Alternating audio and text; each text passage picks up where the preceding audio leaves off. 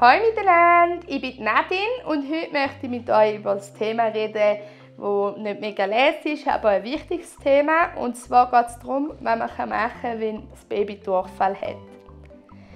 Ich war mal in der Apotheke, mich beraten lassen, und dort haben sie mir dann das HN25 Stoppelpulver empfohlen. Das kann man ab Geburt geben und es ist laktosefrei.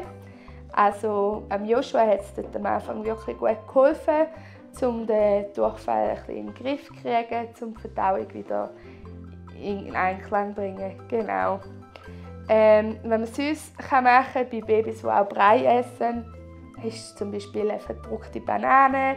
Das essen wir auch gerne als Erwachsene noch, wenn wir ein bisschen flüssiges Stuhlgangproblem haben. Und es hilft auch da noch. Genau, und auch Brei machen kann man zum Beispiel gut Rüebli verwenden. Die sind auch ein bisschen stopfend.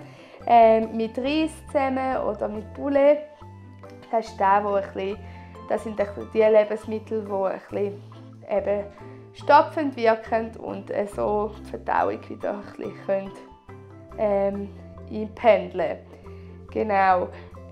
Wichtig ist es auch, dass man schaut, dass die Knöpfe auch genug Flüssigkeit bekommen, weil durch den Durchfall scheiden sie auch viel Flüssigkeit aus. Also die Babys, die auch schon Brei essen, dass man denen viel Wasser oder Tee anbieten tut, oder eben die nur Schoppen trinken oder Muttermilch, dass man es auch viel an die Brust nimmt oder eben von dem Schoppenpulver gibt.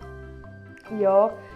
Und auch wichtig ist es, dass man die Kinder wirklich genug wickelt, dass der Durchfall auch nicht lange in den Windeln ist, weil eben der Stuhlgang ist meistens ein bisschen aggressiver und kann die Babyhaut schnell angreifen, also dass es schnell rote oder wunde Fädel gibt. Und das ist dann auch noch etwas, was das Baby dann zusätzlich belastet. Es tut ihm weh beim Wickeln, es tut ihm weh, wenn es volle Windeln hat, und es wird dann auch noch weinerlicher.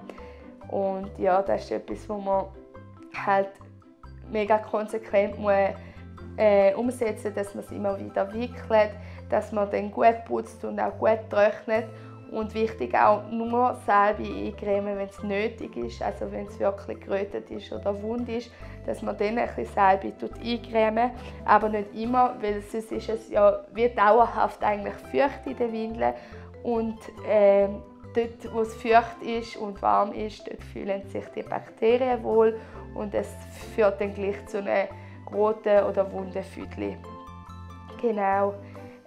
Wichtig finde ich auch noch zu sagen, dass, wenn ihr das Gefühl habt, euer Baby ist anders wie sonst, eben ist schläfriger oder auch säumliger, also es brüllt mehr, es ist einfach nicht mehr so wie sonst, würde ich empfehlen, dass man dann gleich beim Arzt zeigen, dass man auch die Ursache herausfindet für das Symptom Durchfall, weil eben man kann mit diesen Sachen gut Symptom Durchfall beheben, aber vielleicht auch nicht immer, weil man weiß ja auch nicht immer, was denn die Ursache davon ist, und kann dann der Arzt herausfinden und dann euch auch so helfen, wenn es eben auch irgendwie gar nicht wirkt, dass man das Schoppenpulver oder die Ernährung umstellt, dann muss man das sowieso dann auch bei einem Arzt anschauen lassen.